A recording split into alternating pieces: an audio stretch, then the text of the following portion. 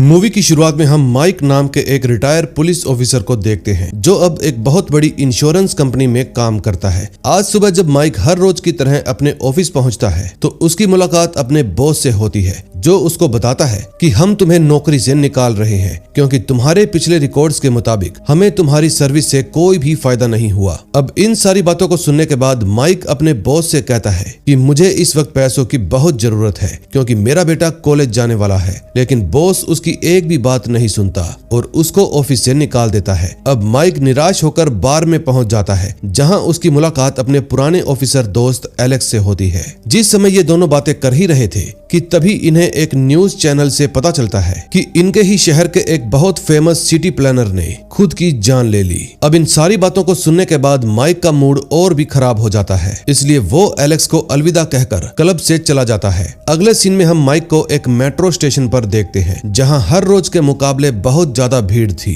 फिर माइक जल्दी से अपनी ट्रेन में चढ़ता है, लेकिन तभी उसको एहसास होता है कि उसका फोन गायब हो गया है। तभी इसी दौरान माइक को याद आता है कि ट्रेन में चढ़ने से पहले एक आदमी उससे टकराया था और वो समझ जाता है कि जरूर उसी शख्स ने उसका फोन चुराया होगा।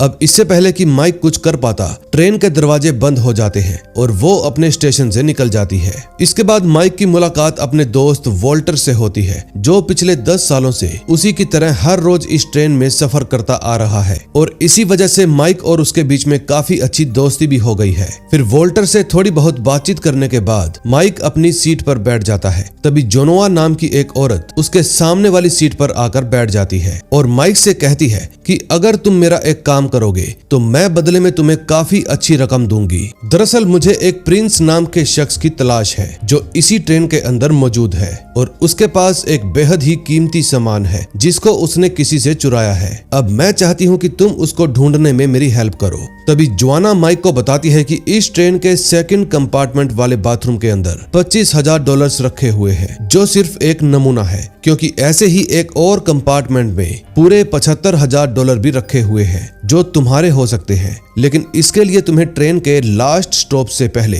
प्रिंस को ढूंढना होगा। जैसे ही तुम अपना काम पूरा कर लोगे तुम्हें सारा पैसा मिल जाएगा। फिर वहां से जाते वक्त जोआना उसको ये भी कहती है कि मैं अच्छे से जानती हूँ तुम जैसे रिटायर पुलिस ऑफिसर के लिए ये काम बहुत ही ज्यादा आसान है, इसलिए बिना वक्त गवाए अपनी छानबीन शुरू कर दो। इन सारी बातों को सुनकर माइक परेशान होने लगता है क्योंकि वो समझ गया था कि जोआना उसके बारे में सब कुछ जानती है। फिर यही बातें सोचते सोचते वो दूसरे कंपार्टमेंट के बाथरूम में पहुंच जाता है जहां उसको वो पैसों वाला बैग मिल जाता है जिसमें $25,000 रखे हुए थे। इन पैसों को देखकर माइक बहुत खुश हो जाता है क्योंकि उसको इस वक्त पैसों की ही जरूरत थी, इसलिए वो चुपचाप उन्हें अपने बैग में रख लेता है। फिर माइक ट्रेन के टीटी से पैसेंजर्स की डिटेल पता लगाने की कोशिश करता है ताकि वो प्रिंस के बारे में सब कुछ जान सके, लेकिन टीटी उसकी कोई भी हेल्प नहीं करता, जिसकी वजह से माइक फैसला लेता है कि वो चुपचाप अगले स्टेशन पर उतर जाएगा। फिर जैसे ही ट्रेन स्टेशन पर आकर रुकती है माइक वहां से भागने की कोशिश करता है, लेकिन इसी दौरान एक लड़की उसका रास्ता रोक लेती है और उससे वो एनवेलप मांगती है जिसमें $25,000 रखे हुए थे,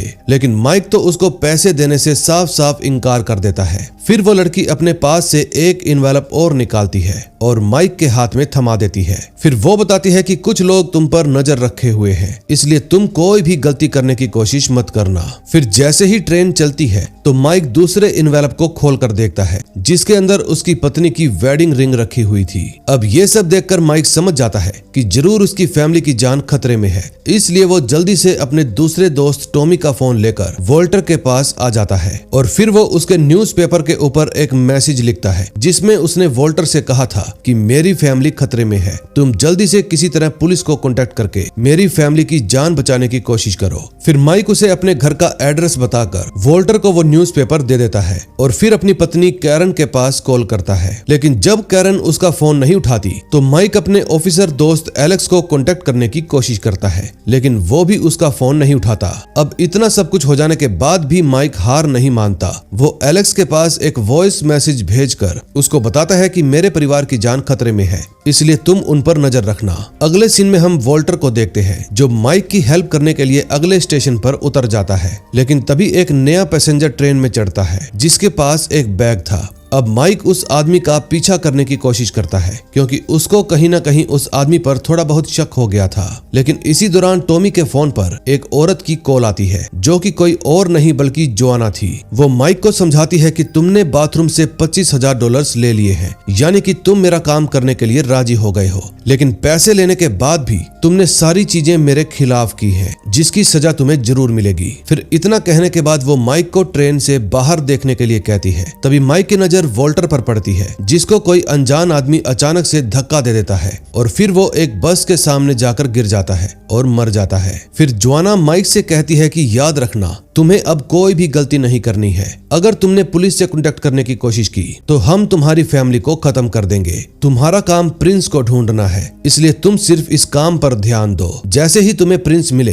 तुम उसके बैग पर एक ट्रैकिंग डिवाइस लगा देना जो इस वक्त तुम्हारी पॉकेट में है। जैसे ही तुम ये काम पूरा कर लोगे तुम आजाद हो जाओगे और हम तुम्हारी फैमिली को कोई भी नुकसान नहीं पहुंचाएंगे। अब ये सारी बातें सुनने के बाद माइक तुरंत ही अपने काम पर लग जाता है। वो सबसे पहले उन लोगों के बारे में जानकारी हासिल करने की कोशिश करता है जो लास्ट स्टेशन पर उतरने वाले थे। तभी इसी दौरान उसे एक जैन नाम की लड़की पर शक हो जाता है जिसकी छानबीन करते वक्त उसको कुछ फेक आईडी कार्ड्स मिलते हैं जो असल में उस लड़की के बॉयफ्रेंड के थे। फिर उसके बाद माइक कुछ और लोगों की छानबीन करता है और सीधा ट्रेन के सीनियर कंडक्टर सैम के पास पहुंच जाता है। माइक उसे बताता है कि मुझे कुछ गिने चुने लोगों पर शक है, इसलिए मैं चाहता हूं कि तुम उनकी तलाशी लेने में मेरी हेल्प करो। इन सारी बातों को सुनने के बाद सैम खुद ही उन लोगों की तलाशी लेने लगता है, लेकिन तभी अचानक से वहां पर बैठा एक लड़का दूसरे कंपार्टमेंट की तरफ जाने लगता है और ये सब देखकर माइक को उस लड़के पर शक हो जाता है, इसलिए वो भी उसका पीछा करते हुए अगले कंपार्टमेंट में पहुंच जाता है। फिर वो लड़का अचानक से माइक के ऊपर हमला कर देता है और पूछता है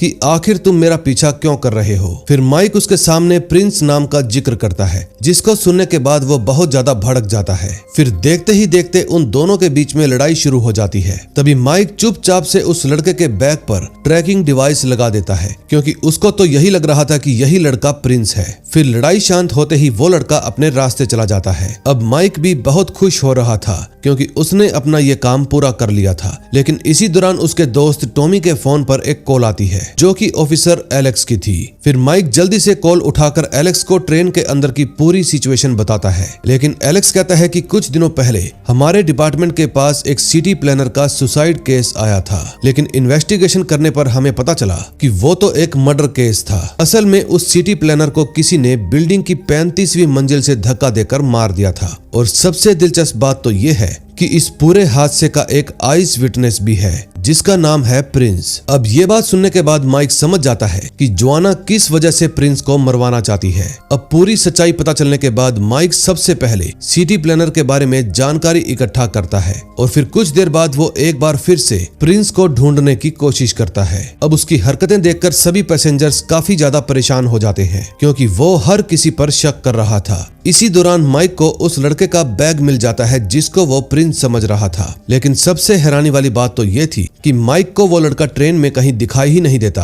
तभी अचानक से एक फोन की रिंग बजना शुरू हो जाती है जिसका पीछा करते हुए माइक एक चैम्बर तक पहुंच जाता है और उस चैम्बर में उस लड़के की बॉडी मौजूद थी। फिर माइक जल्दी से उस लड़के की तलाशी लेता है और उसे पता चलता है कि उस लड़के का नाम है डायलिन और वो एक FBI एजेंट था। अब ये बात जानने के बाद माइक की हालत खराब होने लगती है। इसी दौरान उसके पास जोआना का फोन आता है और वो कहती है कि तुमने गलत पैसेंजर के बैग पर ट्रैकिंग डिवाइस लगा दिया था जिसकी वजह से एक और बेकसूर मारा गया, लेकिन इस बार जिस FBI एजेंट की जान गई है उसके लिए तुम्हें थोड़ी दिक्कत हो सकती है। फिर माइक उसको कहता है कि अब मैं तुम्हारी कोई बात नहीं मानूंगा, लेकिन तभी जोआना उसको याद दिलाती है कि अगर तुम्हें अपनी फैमिली की जान प्यारी है तो चुपचाप मेरा कहना मानो। मैं तुम्हें एक सलाह देती हूँ क्योंकि इसमें ही तुम्हारी भलाई है। तुमने ट्रेन में जो हरकत की है उसकी वजह से किसी पैसेंजर ने पुलिस के साथ कांटेक्ट किया है और अब वो लोग किसी भी वक्त ट्रेन में आकर तलाशी ले सकते हैं। अगर पुलिस को पता चला कि तुम्हारी वजह से एक FBI एजेंट की जान चली गई तो तुम जानते ही हो वो तुम्हारे साथ क्या करेंगे। और इतना कहने के बाद जोआना फोन काट देती है। फिर अगले स्टेशन पर पहुंचते ही पुलिस वाले सभी कंपार्टमेंट की चेकिंग करने लगते हैं, लेकिन उन्हें माइक कहीं भी नहीं मिलता क्योंकि वो FBI एजेंट की बॉडी के साथ चैम्बर में ही छुप गया था। फिर पुलिस के जाने के बाद माइक उस चैम्बर को खोलने की बहुत कोशिश करता है, लेकिन वो तो फंस गया था। फिर इस मामले से निपटने के लिए माइक ट्रेन के नीचे वाले हिस्से के जरिए चैम्बर से बाहर निकल आता है, लेकिन इसी दौरान ट्रेन दोबारा से चलना शुरू हो जाती है, जिसकी वजह से माइक को ट्रेन के बाहर ही खड़ा होना पड़ता है। फिर जब वो दोबारा से अंदर आने की कोशिश करता है तो उसका बैग एक कोने में ही फंस जाता है और फिर उसे छुड़ाने के चक्कर में माइक के बैग में रखे $25,000 हवा में ही उड़ जाते हैं। माइक उनको बचाने की बहुत कोशिश करता है, लेकिन उसके हाथ में सिर्फ $100 ही रह जाते हैं, जिसके बाद वो निराश होकर ट्रेन में वापस आ जाता है। लेकिन तभी उसको एहसास होता है कि लास्ट स्टॉप आने में सिर्फ 2 ही स्टेशन रह गए हैं, इसलिए उसको जल्दी ही प्रिंस को ढूंढना होगा। अब माइक सबसे पहले ट्रेन के एसी सिस्टम में गड़बड़ी कर देता है, जिसकी वजह से सिर्फ एक ही कंपार्टमेंट का एसी चालू रहता है और फिर देखते ही देखते सभी पैसेंजर्स गर्मी से बचने के लिए उसी कंपार्टमेंट में जाकर बैठ जाते हैं। फिर माइक अपने दोस्त टॉमी के पास आकर बैठ जाता है और उसको जोआना के दिए हुए ऑफर के बारे में बताते हुए कहता है कि अगर तुम्हें किसी आदमी को ढूंढने के लिए $1,00,000 मिले तो क्या तुम ये काम करोगे? लेकिन टॉमी तो उसकी बात का कोई भी जवाब नहीं देता। फिर माइक उसको बताता है कि आज मुझे ऐसा ही एक ऑफर मिला है जिसको मैंने एक्सेप्ट कर लिया। अब मुझे इस ट्रेन में 5 लोगों पर सबसे ज्यादा शक है, जिनमें से एक इंसान हमारे साथ में ही बैठा है। और ये बात सुनते ही वो आदमी माइक को अपना ट्रेन पास दिखाता है और कहता है कि मैं हर दिन इसी ट्रेन से ट्रेवल करता हूँ, इसलिए तुम्हें मुझ पर शक करने की कोई जरूरत नहीं है। अब इन सारी बातों के बीच अचानक से वहाँ पर बैठा एक और आदमी कंपार्टमेंट से बाहर चला जाता है और ये देखकर माइक भी उसका पीछा करने लगता है, लेकिन तभी वो आदमी अपनी गन निकालकर माइक के ऊपर तान देता है और कहता है कि मैं प्रिंस नहीं हूँ। असल में जोआना ने मुझे प्रिंस को खत्म करने का कॉन्ट्रैक्ट दिया है, यानी हम दोनों ही एक ही टीम में हैं। जैसे ही तुम प्रिंस को ढूंढ लोगे, मैं अपना आगे का काम खत्म कर लूंगा और फिर हम दोनों अपने पैसे लेकर इस ट्रेन से बाहर चले जाएंगे। अब तुम मुझे जल्दी से जल्दी बताओ कि आखिर वो असली प्रिंस है कौन? इन सारी बातों को सुनने के बाद माइक उससे पूछता है कि क्या तुम्ही ने FBI एजेंट की जान ली थी? वो आदमी कहता है हाँ,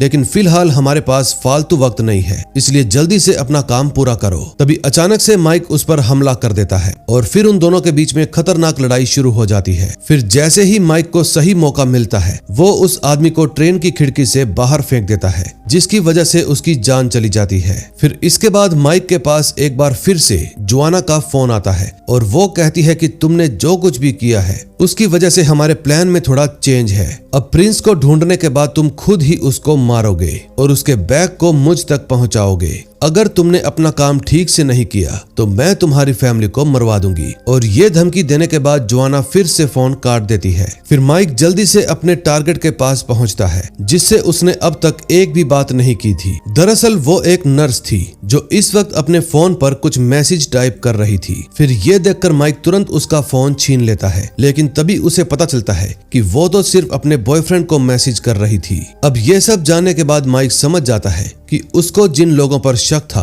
उनमें से कोई भी प्रिंस नहीं है।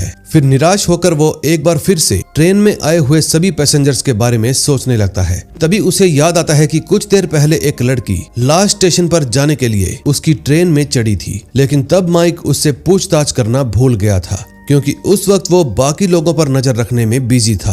अब माइक जल्दी से उस लड़की के पास जाता है और पूछता है कि क्या तुम ही प्रिंस हो, लेकिन वो लड़की कोई भी जवाब नहीं देती। फिर माइक समझ जाता है कि यही असली प्रिंस है, क्योंकि इस वक्त वो एक किताब पढ़ रही थी जिसके मेन हीरो का नाम भी प्रिंस था। अब इसी सबूत के आधार पर माइक उसको पहचान लेता है। तभी जोआना एक बार फिर से माइक को कॉल करके पूछती है कि क्या तुमने प्रिंस को खत्म कर दिया, लेकिन माइक उसको साफ साफ कह देता है कि मैं प्रिंस को नहीं मारूंगा, चाहे तुम कुछ भी कर लो। फिर ये सारी बातें सुनने के बाद जोआना बहुत ज्यादा गुस्सा हो जाती है और फिर वो माइक को समझाती है कि प्रिंस के पास एक बहुत ही खतरनाक कॉन्स्पिरेसी से जुड़े हुए कुछ सबूत हैं जो हमारे शहर के बड़े बड़े बिजनेसमैन का करियर खत्म कर सकते हैं। मैं उन सभी बिजनेसमैन के लिए काम करती हूँ, इसलिए तुम मेरी बात समझने की कोशिश करो। वो लोग अपने आप को बचाने के लिए किसी भी हद तक जा सकते हैं। अगर तुमने मेरी बात नहीं मानी तो शायद वो लोग पूरी ट्रेन को तबाह कर दें, ताकि उनके खिलाफ जितने भी सबूत इकट्ठा हुए हैं वो सभी खत्म हो जाएं। अब पूरी सच्चाई पता चलने के बाद भी माइक अपना फैसला नहीं बदल बदलता और सीधा ट्रेन के सीनियर कंडक्टर सैम के पास पहुंच जाता है और कहता है कि हमें अभी की अभी इमरजेंसी ब्रेक लगानी होगी। ये बात सुनते ही सैम इमरजेंसी ब्रेक दबा देता है, लेकिन तभी अचानक से ट्रेन में एक बहुत बड़ा ब्लास्ट हो जाता है, जिसके पीछे जोआना का ही हाथ था, क्योंकि उसने ट्रेन के अंदर पहले से ही कुछ बॉम्ब लगा दिए थे। फिर सारा मामला शांत होने के बाद सैम ट्रेन की कंडीशन चेक करता है और उसे पता चलता है कि ब्लास्ट की वजह से ट्रेन के ड्राइवर मर चुके हैं और अब ये ट्रेन बहुत ही स्पीड से अपने ट्रैक पर आगे बढ़ रही है। फिर सैम फैसला करता है कि वो पैसेंजर वाले कंपार्टमेंट को मेन इंजन से अलग कर देगा ताकि सबकी जान बच जाए। फिर माइक और सैम एक साथ मिलकर अपने कंपार्टमेंट को मेन इंजन से अलग करने में कामयाब हो जाते हैं, लेकिन बावजूद इसके एक चेन अभी भी उनके लिए मुश्किलें खड़ी कर रही थी, क्योंकि वो दोनों कंपार्टमेंट को नीचे से जोड़े हुई थी। फिर इस मामले से निपटने के लिए माइक एक कुल्हाड़ी का इस्तेमाल करके चेन को काटने की कोशिश करता है। फिर चेन के टूटते ही ट्रेन के सारे कंपार्टमेंट एकदम से अपना बैलेंस खो बैठते हैं, क्योंकि वो ट्रेन बहुत ही तेज स्पीड में थी। तभी माइक किसी तरह से वापस पैसेंजर वाले कंपार्टमेंट में पहुंच जाता है, लेकिन बाकी के कंपार्टमेंट में आग लग जाती है, जिसकी वजह से सैम मारा जाता है। अगले सीन में हम फिर से माइक को देखते हैं, जो सभी पैसेंजर से कहता है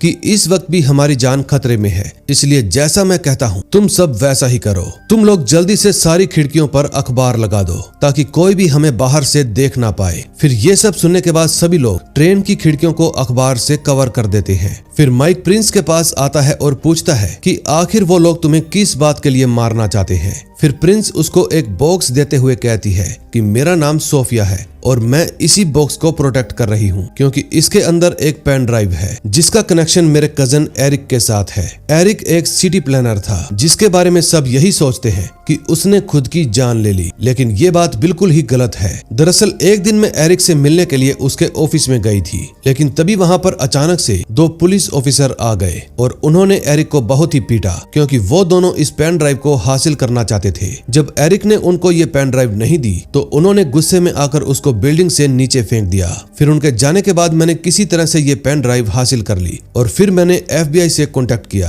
क्योंकि मुझे बताया गया था कि उस पेन ड्राइव में बहुत सारे हाई प्रोफाइल बिजनेसमैन के काले राज छुपे हैं। फिर वो बताती है कि FBI से एजेंट ग्रेसिया आज मुझे लास्ट स्टेशन पर मिलने वाले हैं ताकि मैं उन्हें ये पेन ड्राइव सौंप सकूं। ये बात सुनने के बाद माइक सोच में पड़ जाता है कि पेन ड्राइव और सोफिया के बारे में सिर्फ FBI वाले ही जानते थे। फिर जोआना को इसके बारे में कैसे पता चला? अगले सीन में हम पुलिस टीम को देखते हैं जो हादसे वाली जगह पर पहुंच गई थी। तभी पुलिस कैप्टन डेविड माइक से कहता है कि हमने तुम्हें चारों तरफ से घेर लिया है, इसलिए तुम खुद को सरेंडर कर दो। दरअसल मरने से पहले सैम ने पुलिस को कांटेक्ट करके बताया था कि माइक ट्रेन में किसी को मारने की कोशिश कर रहा है, इसलिए पुलिस वाले उसको एक क्रिमिनल समझ रहे थे। फिर कैप्टन डेविड माइक को बताता है कि हम तुम्हारे पुराने दोस्त एलेक्स को तुम्हारे पास ही भेज रहे हैं, क्योंकि वो तुमसे बात करना चाहता है, इसलिए कुछ भी हो जाए तुम किसी पर भी कोई हमला मत करना। फिर ट्रेन के पास पहुंचते ही एलेक्स माइक से कहता है कि तुम अभी की अभी कुछ लोगों को आजाद कर दो और उनके बदले मैं ट्रेन के अंदर आ जाऊंगा। फिर माइक उसको कहता है कि पहले तुम मुझे ये बताओ कि क्या मेरी फैमिली सुरक्षित है। फिर एलेक्स उसको बताता है कि तुम चिंता मत करो, पुलिस की एक टीम तुम्हारे घर के बाहर मौजूद है, इसलिए तुम्हारी फैमिली एकदम सुरक्षित है। फिर ये बात सुनने के बाद माइक तुरंत कुछ पैसेंजर्स को ट्रेन से बाहर जाने देता है। तभी एलेक्स ट्रेन के अंदर जाकर माइक को पूरी कहानी समझाने की कोशिश करता है, लेकिन इसी दौरान उसके मुंह से एक डायलॉग निकल जाता है, जिसको सुनने के बाद माइक समझ जाता है कि एलेक्स भी जोआना के साथ मिला हुआ है। असल में सोफी ने माइक को बताया था कि जिस पुलिस ऑफिसर ने एरिक को मारा था उसने मेरे सामने ही एक डायलॉग बोला था कि इस दुनिया में भलाई जैसा कुछ भी नहीं होता। अब वही सेम डायलॉग जब माइक ने एलेक्स के मुंह से सुना तो वो समझ गया कि एलेक्स भी बुरे लोगों का साथ दे रहा है। फिर माइक गुस्से में आकर एलेक्स पर टूट पड़ता है और कहता है, मुझे तुम्हें अपना दोस्त कहते हुए भी शर्म आ रही है, क्योंकि मैं जान चुका हूँ तुम भी बुरे लोगों के साथ मिले हुए हो। फिर एलेक्स माइक के सामने कबूल करता है कि मैं जोआना की प्लानिंग में शामिल था, लेकिन मैंने ये सब अपनी मर्जी से नहीं किया, मैं मजबूर था, क्योंकि बहुत ही हाई प्रोफाइल बिजनेसमैन इस केस में शामिल है और वो अपने खिलाफ सभी सबूतों को मिटाने के लिए किसी भी हद तक जा सकते हैं। अब ये बात सुनने के बाद भी माइक उसको मारना चाहता था, लेकिन तभी एलेक्स उसको बताता है कि मेरे ऊपर एक स्पेशल टैग लगाया गया है जिसकी हेल्प से मेरी टीम मुझे बाकी के लोगों से अलग देख सकती है, इसलिए अगर तुमने मुझे मारने की कोशिश की तो वो लोग तुम्हें भी खत्म कर देंगे। फिर इतना कहने के बाद एलेक्स मौका मिलते ही माइक के ऊपर गन तान देता है और पूछता है कि बता असली प्रिंस कौन है। तभी सोफिया जवाब देती है कि मैं ही असली प्रिंस हूँ। लेकिन तभी एक एक करके ट्रेन में मौजूद सभी पैसेंजर्स खुद को प्रिंस बताने लगते हैं, क्योंकि वो सभी सोफिया को बचाना चाहते थे। ये सब देखकर एलेक्स गुस्से में एक पैसेंजर के कंधे पर गोली मार देता है। तभी इसी दौरान माइक और एलेक्स के बीच में हाथापाई शुरू हो जाती है। फिर कुछ देर तक ये दोनों एक दूसरे से खूब लड़ाई करते हैं, लेकिन आखिर में माइक किसी तरह से एलेक्स के स्पेशल टैग को हटाकर अपने पास रख लेता है, जिसकी वजह से एलेक्स भी बाहर खड़ी टीम को होस्टेज की तरह दिखाई देने लगता है। तभी कैप्टन डेविड अपनी टीम से कहता है कि जैसे ही तुम्हें सही टारगेट मिले तो माइक को शूट कर देना। फिर ऑर्डर मिलते ही सभी स्नाइपर्स रेडी हो जाते हैं और फिर जैसे ही एलेक्स अपनी गन माइक के ऊपर तानता है तो वो सभी बाहर से फायरिंग करना शुरू कर देते हैं, जिसकी वजह से एलेक्स मारा जाता है। अब सारा मामला खत्म होते ही पुलिस टीम और FBI एजेंट ग्रेसिया ट्रेन के अंदर आ जाते हैं। तभी सोफिया उन्हें सारी सच्चाई बताते हुए कहती है कि माइक बहुत ही अच्छा इंसान है, इसने हम सब की जान बचाई। फिर इन सारी बातों को सुनने के बाद ग्रेसिया माइक से कहता है कि तुम चिंता मत करो,